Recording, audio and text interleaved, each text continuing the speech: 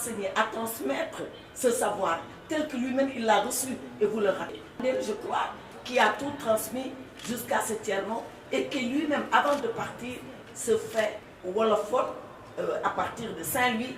Les Aïssata, on les appelle Aïssatou.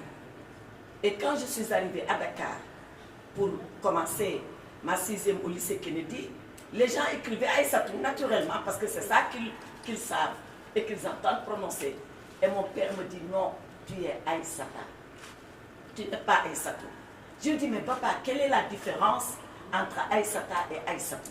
Il dit parce que chez les Peuls, il n'y a pas le ou. Ils disent Aïssata. Alors si tu te fais appeler Aïssatou, tu vas perdre une partie de ton identité. Impose-toi comme Aïssata et les gens finissent.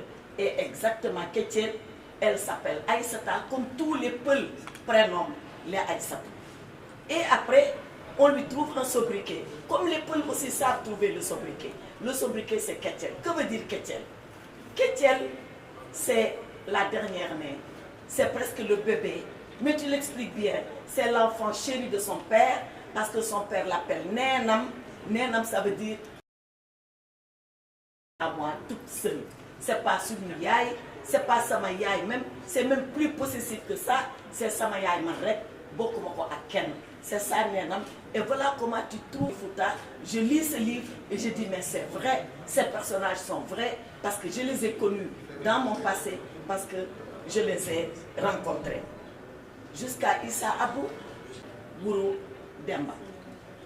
Au Fouta, les noms de famille sont rarement utilisés. Le nom de famille, c'est très souvent le prénom du père. C'est le prénom. Ils sont deux côte à côte là, presque des jumeaux. Je ne sais pas si c'est le hasard du protocole, mais c'est parce qu'ils ont voulu être ensemble. Voilà. Bon, il y a Mamadou Ibra et Mamoudou Ibra. Je reviens à ce que je disais. Les deux, Mamadou et Mamoudou, finissent par le prénom du père. C'est exactement ce qu'il a dit de Issa Abou. C'est également une réalité vraie dans le Fouta. Et puis il y a cette belle Drianké qui arrive avec les clés de sa Mercedes, avec son argent, très pompeuse, qui ne se presse pas, qui a l'argent qu'il faut et qui fait tomber Tierno le rigoriste, sous son charme. C'est également quelque chose que nous connaissons très bien et que nous avons vécu. Voilà pourquoi je dis les personnages sont vrais. Mais les problèmes aussi sont vrais. Les problèmes qui sont racontés dans ce livre, ils sont même parfois plus vrais que la vérité elle-même. Que raconte ce livre? L'histoire de Kétiel, d'Aïssata. Aïssata qui vit dans un milieu conservateur, mais qui subit la violence d'un viol. Même si toutes les jeunes filles ou toutes les jeunes femmes n'ont pas subi un viol, on en connaît nous tous les jours qui se racontent, qui ont vécu ces épreuves-là dans leur vie. L'école d'où elle est sortie de façon très précoce, ça aussi c'est une vérité que toutes les filles rencontrent. D'ailleurs, pas seulement à l'école, même pour les études coraniques, quand vous allez jusqu'à, la sourate Kafirun, mais ça va, elle a de quoi faire les prières, ça suffit. Ah, les hommes, non, il faut que nous battions le Coran. On va qui n'a surtout pas accepté d'abord l'infanticide, ensuite la grossesse hors mariage, et qui l'a fait partir de la maison familiale. Mais elle ne part pas seule, elle part avec sa mère. Ça aussi c'est une réalité. Quand l'enfant réussit par les grâces de la maman. Mais quand l'enfant échoue, l'enfant a échoué parce que sa mère doit être elle-même l'auteur de l'échec. Et Tierno sort Aïssata et sa mère du domicile. Et voilà qu'elles partent à l'aventure. Et l'aventure les amène dans un premier temps à Saint-Louis, où je trouve d'ailleurs, dans l'imagination de Madiambal, qu'il pense que les femmes, elles sont courageuses, elles sont fortes, elles sont ce qu'on appelle maintenant dans notre vocabulaire post-Covid, elles sont résilientes. Et Kétiel et sa mère essayent de recréer un univers. Elles essayent de s'en sortir, elles essayent d'oublier cette tragédie familiale. Et elles font leur petit business qui, à mon avis, aurait pu marcher, mais elle est tentée maintenant par l'autre fléau qui est l'immigration irrégulière. Et Kétiel veut s'exiler. Mais je me rends compte qu'elle a sa personnalité. Elle ne veut pas prendre les pirogues. On lui propose les pirogues, elle dit non. Avec cet océan qui est devenu un cimetière sous nos yeux, je ne prendrai jamais de risque de passer par la pirogue. Elle prend le chemin du Nicaragua. Elle prend le chemin du Nicaragua et vous l'expliquez, mais c'est la première fois que je comprends maintenant pourquoi tout le monde veut aller au Nicaragua. Et pourtant, j'ai rencontré le ministre des Affaires étrangères du Nicaragua à l'époque aux Nations Unies.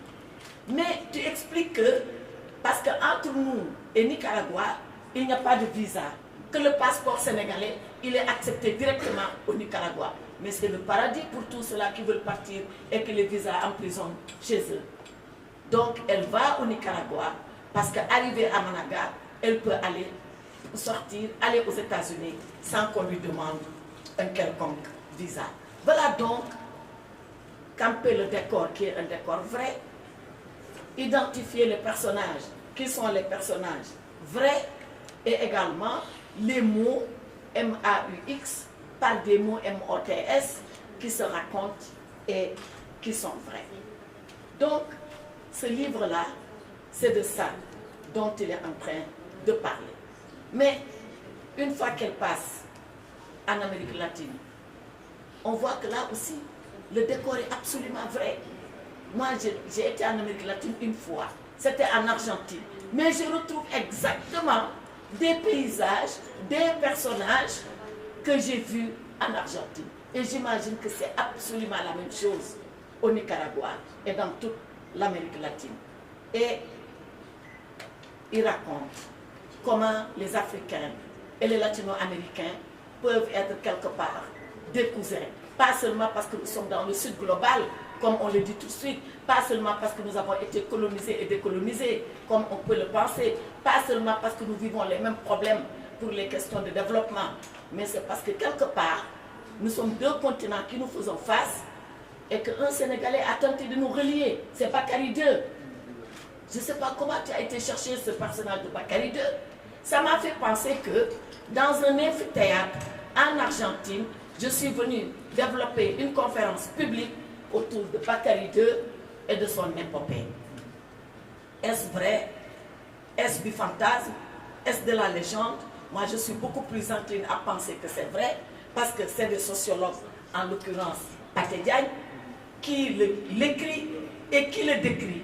Et parce que personne ne dit le contraire, personne ne dit que ce n'est pas vrai. Et parce qu'on retrouve des traces de Noirs qui ont vécu en Amérique latine et qui peuvent, ou est-ce un roman, est-ce une fiction? Et moi, ou est-ce une réalité? Et ça m'a fait penser à notre film Bamako. Quand on faisait le film, le réalisateur n'arrêtait pas de nous expliquer que c'est un film vrai. Je lui dis, mais c'est pas vrai, que c'est quoi un film vrai? C'était un dîner avec le président de l'époque de Banque mondiale, qui me dit, ce film-là, quelle idée vous a pris d'aller le réaliser, le tourner? Je dis, bon, parlez au réalisateur. Là, il me renvoie à Bamako. C'est une fiction, mais qui est une réalité saisissante, une réalité que nous vivons tous les jours. Alors, de quoi parle ce livre et à qui? Vrai, de chez nous, qui ne sont pas des problèmes d'ailleurs. Et parce que le livre prend naissance à l'intérieur de nous-mêmes. Tous les problèmes que Madiambal décrit, que les femmes rencontrent, que parfois les hommes même rencontrent, même le rapport à la religion est décrit dans ce livre-là. Donc, c'est un livre qui s'adresse à nous, qui parle de nous, qui parle de ce que nous avons vécu et de ce que nous continuons de vivre pour s'adresser à nous. Mais également, c'est un livre qui s'adresse à l'extérieur. Et j'ai vu comment Madiambal, tout au long des pages, a été chercher un apport extérieur. Cette grande, je dis bien grande, mais peintre du Mexique, mais moi je la connaissais, j'étais étonnée de la retrouver dans ce livre que Kétiel a. Elle a vécu la même histoire que Kétiel, elle a subi le même accident pratiquement auquel Kétiel a assisté, d'où sa passion et sa vocation à la peinture, et elle est devenue un peintre international. Donc, c'est ça pour moi la richesse de ce livre. C'est de parler de l'environnement et des décors sénégalais, des personnages qui vivent au Sénégal tels qu'ils sont, mais des problèmes que les Sénégalais, et notamment ici, une Sénégalaise, a rencontrés depuis son enfance jusqu'à sa majorité, jusqu'à sa velléité d'aller à l'aventure. Alors, l'immigration irrégulière, et je vais bientôt en finir. L'immigration irrégulière est ce fléau que Madiambal raconte tout le long de ce livre, une fois passé l'étape de Saint. C'est maintenant le Nicaragua, les routes. Or, les passeurs au Sénégal, les passeurs, comment les groupes de passeurs s'organisent pour, après que vous ayez payé un bon paquet de millions, essayer de vous faire partir. Et la prouesse de ce livre, c'est que Madiambal a fait arriver Ketchel à destination. Très souvent, on dit, bon, sur 100 qui partent, il y a peut-être 20 qui arrivent. Ketchel a fait partie des 20 qui sont arrivés. Et après, comme le livre s'intitule, elle va jusqu'aux États-Unis.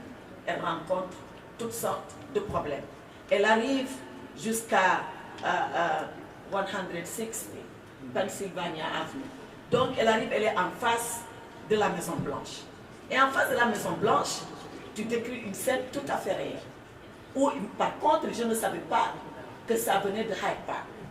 Je ne savais pas que ce qui se passe à Pennsylvania Avenue a été reproduit de Hyde Park, où les gens viennent, racontent tout ce qu'ils veulent, parce que c'est à l'époque les prémices de la démocratie au XIIe, XIIIe siècle en Angleterre.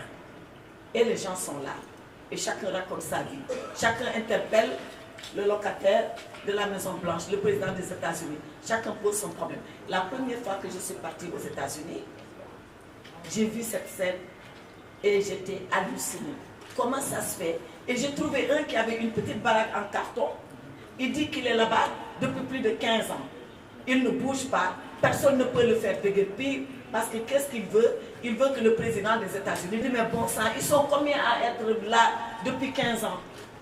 Il a dit, madame, ce n'est pas l'identité de la personne qui m'intéresse. Je ne veux pas qu'il y ait de président de la République aux États-Unis parce qu'il est trop puissant. Et il est là. Personne ne le fait déguerpir, personne ne lui dit de bouger. Il porte sa revendication perpétuelle. Je suis sûre qu'il y a encore, s'il a la chance de vivre. Et Madiambal raconte cela.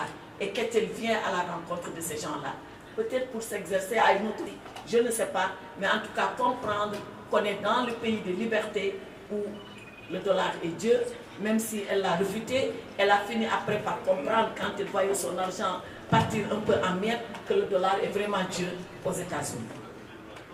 Et qu'elle veut après aller au Canada à la suite d'un incident malheureux. Et là, je m'arrête. Elle veut aller au Canada avec un Sénégalais qui lui dit, mais attention, au Canada, l'immigration va s'arrêter. Parce qu'il n'y a rien après. Il n'y a rien après le Canada. Oui, il y a le pôle Nord, si on veut. Donc, on comprend que l'immigration a une fin physique. Il y a des endroits où il ne vient pas à l'esprit des migrants d'aller.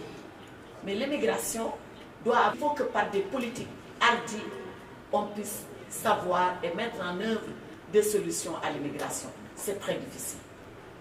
Je peux le dire là maintenant, parce qu'on est dans un roman, on est dans une fiction, c'est très gentil, je suis devant des gens polis qui m'écoutent, mais ministre des Affaires étrangères, je ne dirais pas que c'est facile. Je ne dirais pas que c'est facile parce qu'on a essayé toutes sortes de choses.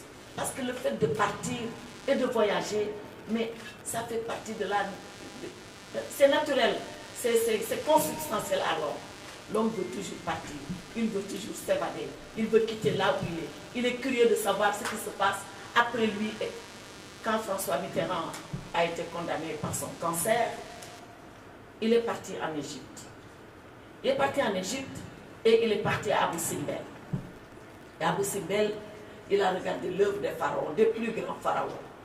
Et il a regardé le soleil se coucher sur Abu Simbel. Et on lui a dit, Monsieur le Président, pourquoi avez-vous fait ce voyage? Il dit, c'est pour percer le mystère de la mort, avec ces gens qui n'ont jamais pensé mourir et qui ont toujours voulu tutoyer l'éternité. Mais après, il revient en France. Il revient en France et il se rend compte que ses jours sont comptés, il va mourir. Et le dernier jour, pendant qu'il avait encore quelques forces, et qu'on lui a dit, Monsieur le Président, il dit, enfin, je vais savoir. Enfin, je vais savoir. Parce que l'homme a soif de savoir qu'est-ce qui se passe après la mort. Et bien, c'est le même instinct qui nous pousse à partir, qui nous pousse à repousser l'horizon, qui nous pousse à vouloir chercher à savoir qu'est-ce qui se passe derrière cette ligne que nous apercevons. Donc dire avec tout ça que j'ai décrit de l'humain, qu'on va arrêter l'immigration clandestine, c'est vraiment, excusez-moi du terme, prendre ses rêves pour des réalités. Mais nous pouvons mettre quelques garde-fous. Les garde-fous, on les a mis. Ils sont la plupart du temps répressifs. Ça ne marche pas trop.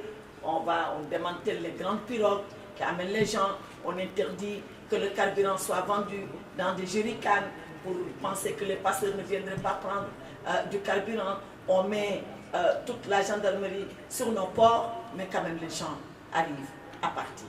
Donc, la solution répressive ne peut pas être la seule et unique solution. Il y a la solution de la dissuasion, parce que personne ne comprend au Sénégal. Quand les gens partent parce qu'ils sont persécutés, on le comprend. Quand les gens partent parce que les conditions économiques les poussent à partir, on comprend. Quand les gens partent parce que les changements climatiques les ont poussés à y aller, ayant tout perdu, on comprend. Mais quand les gens partent alors qu'ils ont de l'argent et une situation, il y a un gros point d'interrogation que nous devons lever. Et Ketel fait partie de ces migrants. Ketel, elle avait un business. Mais pourquoi bon sang part-elle? Pourquoi on voit quelqu'un qui liquide toute sa quincaillerie, qui a de l'argent et qui dit je m'en vais? Pourquoi on voit un enseignant qui risque cela? Moi, je l'ai vécu en tant que ministre des Affaires étrangères et je n'ai jamais eu réponse à cela. Donc, il y a un phénomène devant nous que nous devons analyser avec toute la foi qu'il faut pour essayer de comprendre et d'aller au-delà de ce qui pousse les gens à partir et d'essayer d'appréhender ce phénomène. Et pour finir, Madiambal tue Ketel à la fin. Il la tue. Ketel, elle se projette d'un étage parce que justement, elle devait encore être arrêtée par la police américaine.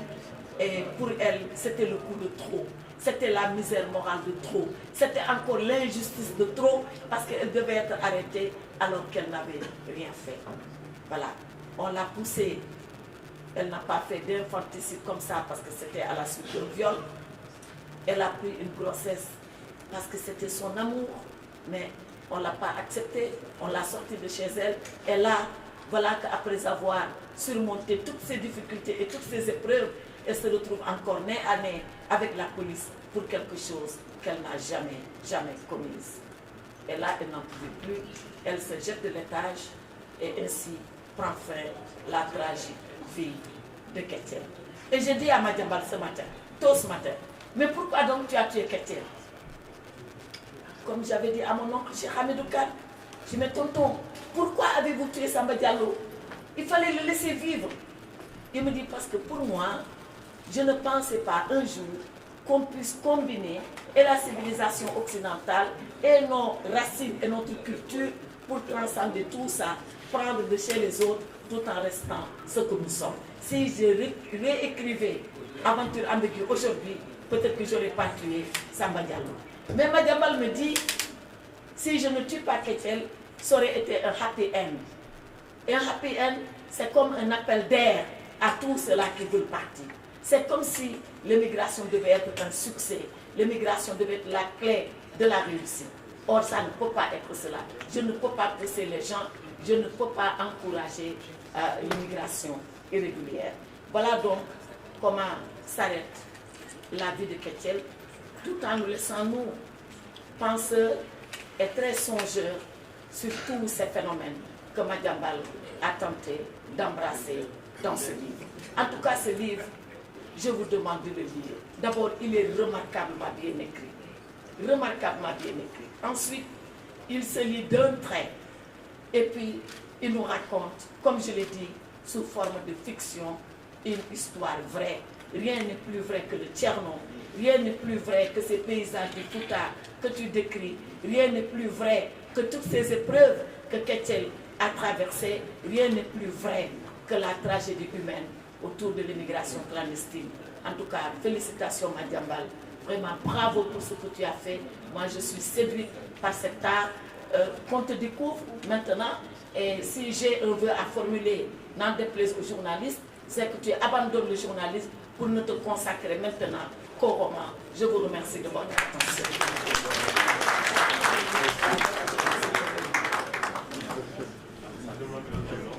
Oui, beaucoup.